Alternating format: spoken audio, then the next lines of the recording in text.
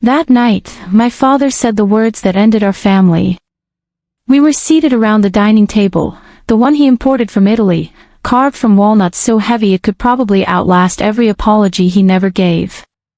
The candles flickered across the silverware, glinting like little knives.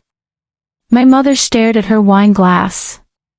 Caleb scrolled through his phone, pretending not to hear the argument building. And then, my father looked at me. His voice was calm, but the sentence cut clean through the air. "You're cut off, Avery. For good." For a moment, I couldn't move. The words didn't sound real, just noise bouncing off the marble walls of our perfect, hollow home. "Excuse me?" I finally asked. He leaned back in his chair, adjusting his cufflinks like this was a business meeting. "You heard me. You've made it clear you don't respect how this family operates. You think you're better than us, fine. You can find out what it feels like to do it on your own." Caleb smirked, not even trying to hide it. "Guess someone's not Daddy's favorite anymore." My stomach twisted. The betrayal wasn't a surprise, just the timing. I'd spent years working for him, managing accounts, fixing numbers he never noticed. I knew the empire better than he did. But none of that mattered. This wasn't about logic. This was about control. "Why now?" I asked. "What did I do?" My father's eyes met mine, cold, detached. "You questioned me. You tried to change how I run the company. You told investors things I didn't approve. You undermined me, Avery. I built this family. And you," he paused, letting the insult hang heavy. "You're just an employee who got too comfortable." The air went still. Even the chandelier seemed to stop shimmering. I took a deep breath, forcing calm into my voice. "I've dedicated my entire career to this company.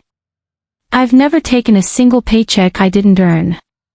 He didn't blink. "And now you won't take any at all?" Caleb chuckled. "Come on, Avery. Don't look so shocked. You always wanted to be independent. Congrats, wish granted." My mother shifted uncomfortably but said nothing. She never did. That silence hurt more than his words. When the plates were cleared, I stayed seated. My father stood, buttoning his jacket like he was closing a deal.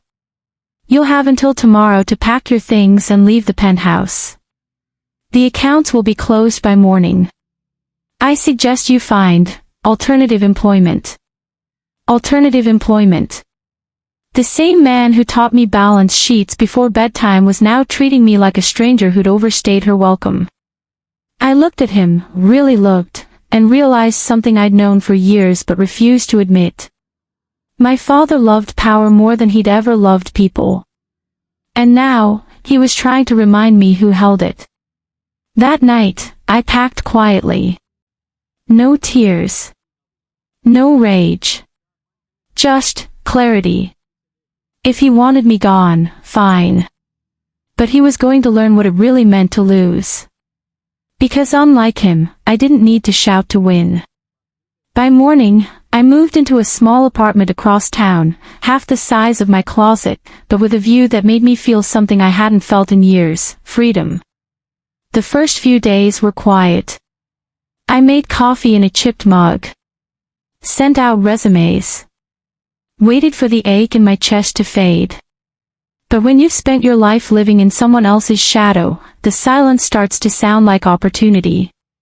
Then one afternoon, I got a message from Maya, my former assistant, the only person at the company who'd ever been loyal to me, not the Caldwell name. "You need to see this. Don't respond. Just call me." I met her in a coffee shop, the kind with mismatched chairs and quiet jazz humming in the background. She looked nervous. Maya slid her tablet across the table. "You didn't hear this from me, okay? But your dad and Caleb, they're hiding something big. Offshore accounts, falsified reports. The board doesn't know yet, but when they find out. I stared at the screen. Line after line of transactions, names, numbers, dates. Money moved through fake subsidiaries, falsified invoices under shell companies. It was worse than I expected. And buried in those records were my initials. "They're setting you up," Maya said. "Your name's tied to a few of these transfers. If it blows up, it looks like your fault." I leaned back, my pulse steadying into something colder than anger. He hadn't just disowned me. He was erasing me. I looked up at her. "How long have you known?" 2 weeks. I didn't want to believe it until I saw proof. I nodded. "You did the right thing. Send me everything." Maya hesitated. "Avery, what are you going to do?" I smiled, the first real one in days. What he taught me. "I'm going to handle business." That night, I sat at my tiny desk, scrolling through files and memories. Every late night I'd spent fixing his mistakes, every deal I'd saved, every time I'd swallowed my pride to keep the peace. And I realized, he thought cutting me off would make me weaker. He had no idea he'd just made me free enough to fight back. The plan came together faster than I expected. I started contacting old partners, the ones he'd burned over the years, the ones who still respected me. I pitched them a new firm. Smaller. Smarter. Ethical. Something that didn't bleed people dry. Maya joined without hesitation. Within a week, we had a name, Ardent and Company. It wasn't much, just a rented office and a vision. But it was mine. And as I built it, I quietly prepared something else, a way to take back everything he'd stolen. Because my father always said, business is war. He just forgot one thing. I learned from the best. And I was done playing nice. The morning after I registered Ardent and Company, I stared at the framed city skyline above my desk and felt something unfamiliar, calm. Not the kind of calm you get from peace, the kind you feel before a storm breaks. I wasn't just building a company. I was building a weapon. Every call, every meeting, every polite smile was another brick in the structure that would eventually bury my father's empire. But revenge, I'd learned, wasn't about rage. It was about precision. 3 weeks after my exile, rumors started trickling through the industry. Caldwell Financial, once untouchable, was starting to stumble. Investors whispered about mismanaged funds. The board demanded explanations. And all the while I stayed silent. Watching.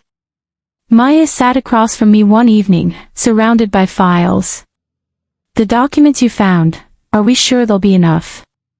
"Enough to raise questions," I said. "Not enough to convict." "Yet."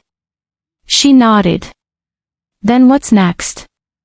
I opened a folder and slid a printed email toward her, one I'd written under a pseudonym. It was addressed to the Financial Ethics Bureau. Anonymous tip: Caldwell Financial has been laundering investor money through offshore accounts. Attached are initial transaction trails. More can be verified upon investigation. She looked up. "You actually sent it." I smiled faintly. "Let's just say, someone did." 2 days later, the story broke. Headlines everywhere.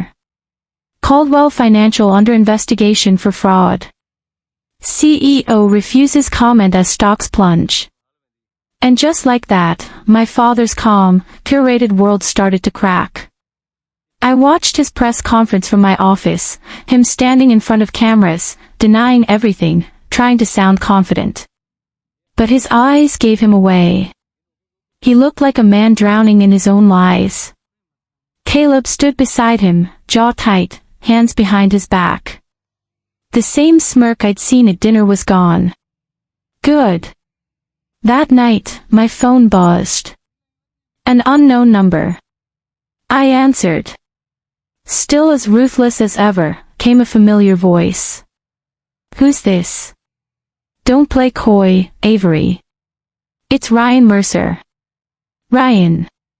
My father's former right-hand man, the one who'd been forced out when he refused to falsify a client report. He disappeared quietly after that. I hadn't spoken to him in years. What do you want? I asked. He chuckled. Maybe to help you finish what you've started. I hesitated. Why?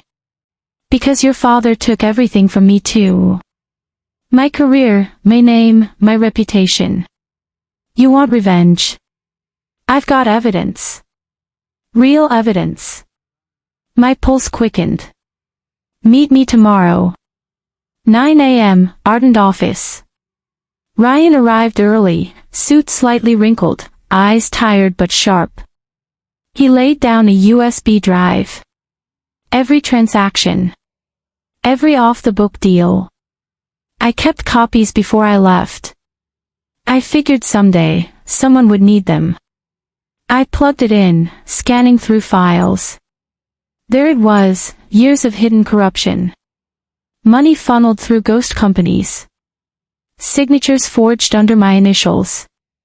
He leaned back. Enough to end him permanently. I closed the laptop slowly. If we leak this now, he'll spin it as an attack.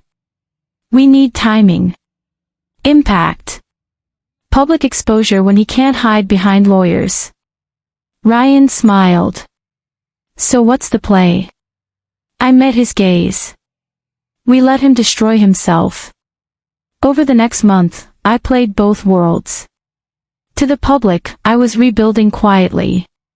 Behind the scenes, I was orchestrating chaos. Every time my father tried to defend his company, I made sure another leak appeared, small enough to look accidental, big enough to erode trust. Anonymous sources. Confidential documents. Investors panicking. The empire trembled. But the final blow had to be personal. One Friday morning, Maya walked in holding a brown envelope. This came for you. No sender. I tore it open. Inside, a series of photos.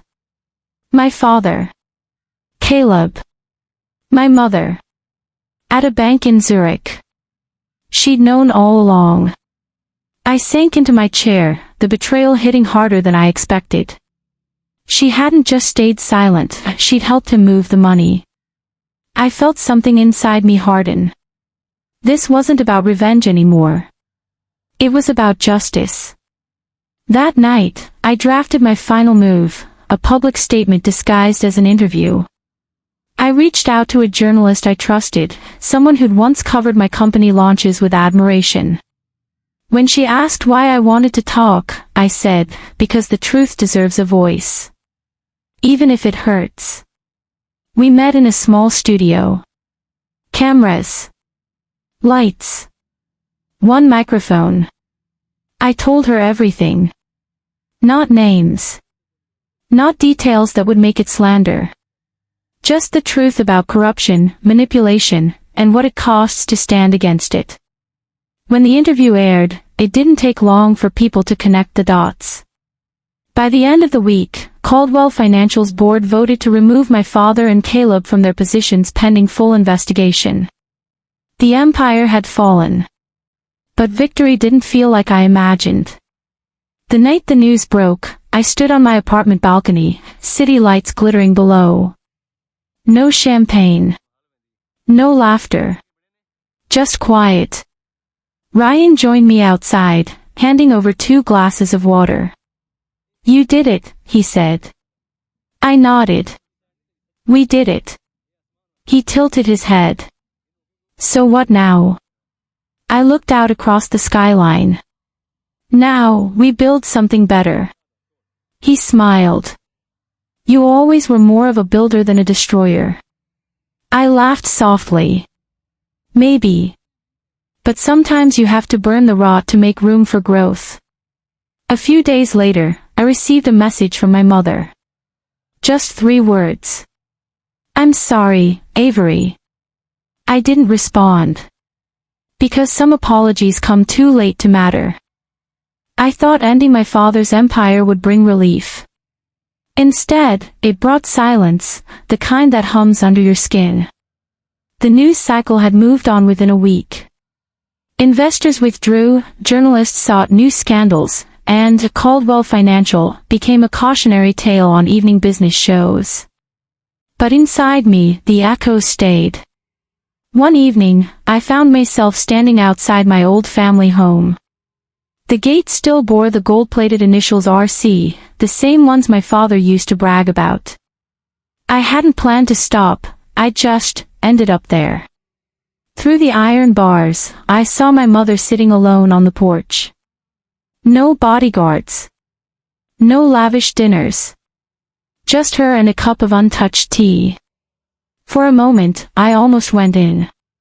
Then I remembered her name on those Zurich bank forms. I turned back to the car. Some things were better left unsaid. The next morning, Maya walked into my office with a grim look. "They're suing," she said quietly. "Who?" "Your father and Caleb. They're claiming defamation and corporate sabotage. Their lawyer says you leaked internal documents illegally." I exhaled slowly. Of course they are. Ryan, sitting across from us, rubbed his temples. "They'll try to drag you through the mud, Avery. Make you look vindictive." I smiled faintly. "That's fine. Because I have the truth." We prepared for weeks. My lawyer, Jenna Holt, was sharp, young but fierce. "This won't just be a trial," she told me. "It'll be psychological warfare. Are you ready for that?" I nodded. I've been ready since the night they cut me off. The hearing drew crowds. The courtroom buzzed with cameras and whispers as we walked in. My father sat at the plaintiff's table, immaculate as ever, his expression unreadable. Caleb sat beside him, shifting uncomfortably. He looked smaller than I remembered. When the judge entered, the room fell silent. The case began. Their lawyer painted me as a bitter daughter seeking attention, a disgruntled employee fabricating stories. When it was my turn, Jenna rose, calm as ice, and laid out the documents, every forged signature, every hidden transaction, every numbered account tied to their names. The judge leaned forward. "Are these verified?" Jenna nodded. "By the Ethics Bureau, Your Honor." Gasps rippled through the courtroom. My father's jaw clenched. Caleb turned pale. That night, I sat awake replaying the look on his face. Not anger. Not even shame. Just disbelief, as if he couldn't imagine losing control. For the first time, I saw him for what he truly was, a man addicted to power, not family. 3 weeks later, the court dismissed their case and recommended a federal investigation instead. It was over. But victory didn't taste sweet anymore. Maya found me in my office that evening, staring out the window. "You won, Avery. Why do you look like you lost something?" I sighed. Because I did. I lost the illusion that they ever loved me. She rested a hand on my shoulder. "Then maybe it's time to start loving yourself instead." I tried. I threw myself into Ardent and Company. We expanded fast, clean practices, transparent deals, ethical investors. I made sure every decision was the opposite of what Caldwell Financial stood for. But the more successful we became, the more my father's shadow lingered. Rumors said he'd left the city. That Caleb was trying to salvage whatever was left. I didn't care, until one night, I received an envelope with no return address. Inside was a photo. My father, in a hospital bed. A note. "He's dying. He asked for you." I didn't go right away. I sat in my car outside the hospital for nearly an hour, debating whether forgiveness was weakness or strength. Finally, I walked in. He looked smaller, fragile. The oxygen monitor beeped steadily beside him. When he opened his eyes, they were softer than I'd ever seen. "Avery," he whispered. I stood by the door. "You wanted to see me." He nodded weakly. "They took everything, the company, the houses." Caleb disappeared. "Your mother, she's gone back to Europe." I said nothing. He coughed, grimacing. "You were always the smart one. I just couldn't stand that you didn't need me." I swallowed hard. "You didn't lose me because I didn't need you. You lost me because you tried to break me." He closed his eyes. "Maybe I deserved that." Silence filled the room. Finally, I said, "You did." I turned to leave. But before I stepped out, I whispered, "Goodbye, Dad." He didn't call after me. He just closed his eyes and exhaled. When I got home that night, rain poured against the windows. Maya texted, "You okay?" I stared at the screen for a long time before replying. "Yeah. For the first time, I think I am." A month later, news broke that Raymond Caldwell had passed away quietly in his sleep. No public memorial. No headlines.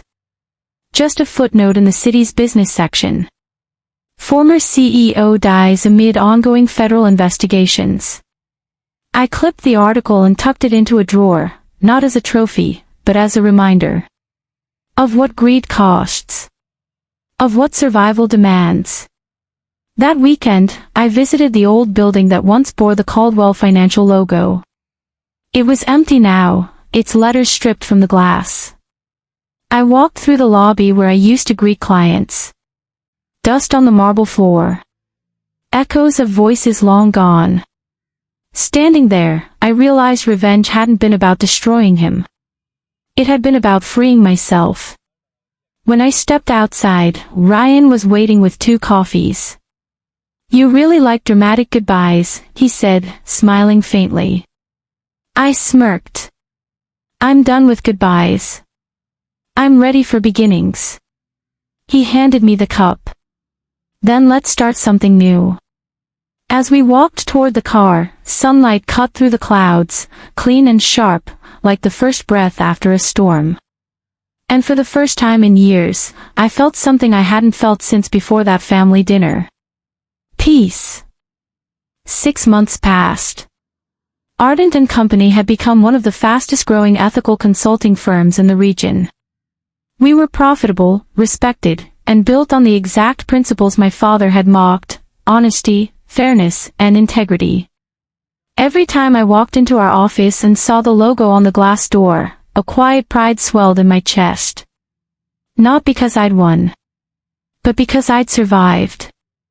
It was a cold Friday morning when I got the call. "Miss Caldwell," my assistant said, "there's someone asking to see you. He says it's urgent. His name is Caleb." For a moment, I froze. That name still carried a sting. I took a deep breath. "Send him in."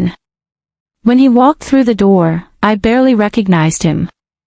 Gone was the confident, smug brother who used to laugh at my ideas. His suit was wrinkled.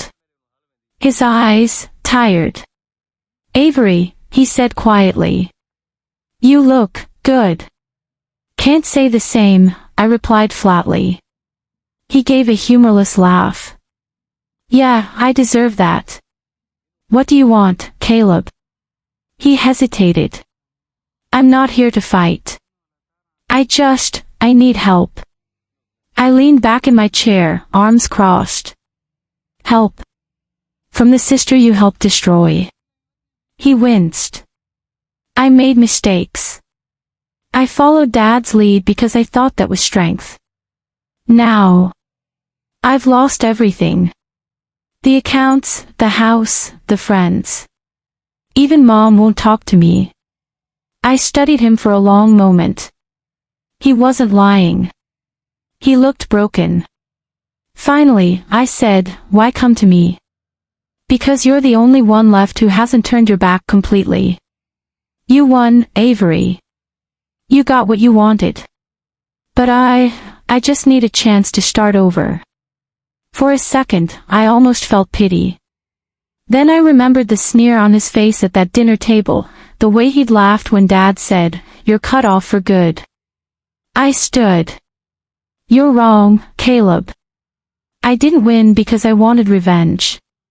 I won because I stopped playing your game. He looked up at me, eyes pleading. Please. I don't want money. Just advice. I paused, then nodded slowly. Here's my advice, stop chasing power.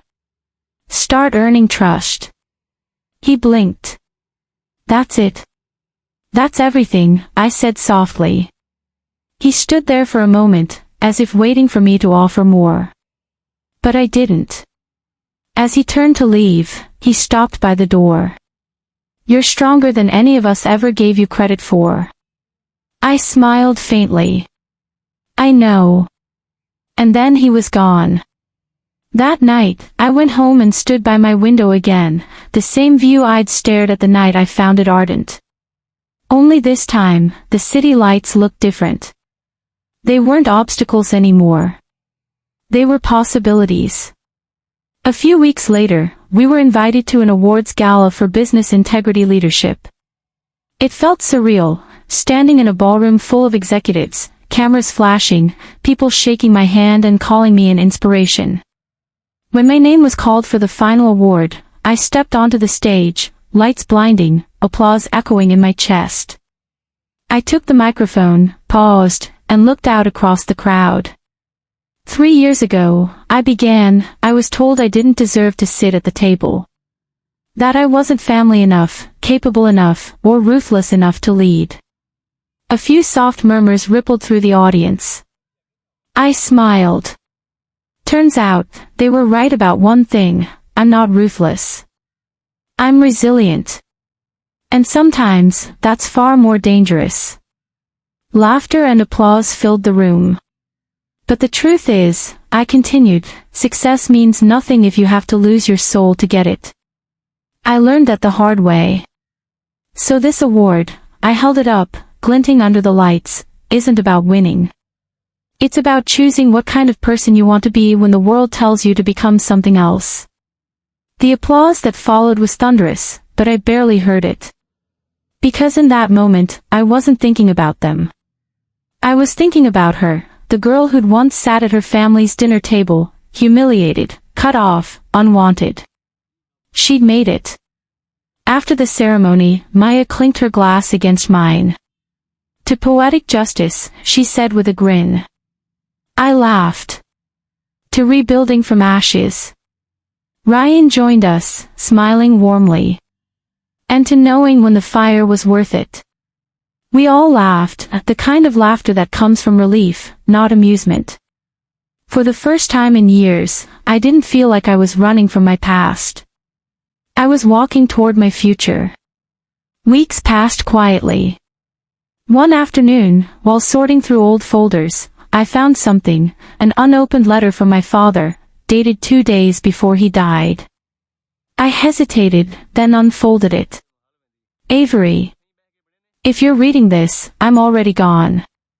I know I can't undo what I did, but I hope someday you'll understand that my pride was fear in disguise. You were always stronger than I was willing to admit. Don't let this world harden you the way it hardened me. Lead with the heart I never had the courage to use. Dad. For a long time, I just sat there, staring at the paper.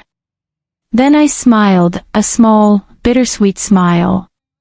I folded the letter, placed it in the same drawer as the newspaper clipping, and whispered. Rest easy, Dad. I finally did. That night, I stood on the rooftop of our office building. The wind was cool, the city alive below me. Maya's voice echoed from the stairwell, you coming down? In a minute, I called back. I closed my eyes and breathed in the sound of life, honking cars, laughter, the hum of possibilities. For the first time in my life, the world didn't feel like something I needed to fight. It felt like something I could build. I looked up at the stars and smiled. At the family dinner, my father said, "You're cut off for good." He was right. I was cut off, from the lies, from the greed, from everything that once defined me. And that's how I found myself. I turned toward the stairwell, the city light framing me in gold. And as I walked back inside, I whispered one final truth to myself, a promise, a reminder, and a quiet victory. Sometimes losing everything is the only way to gain yourself.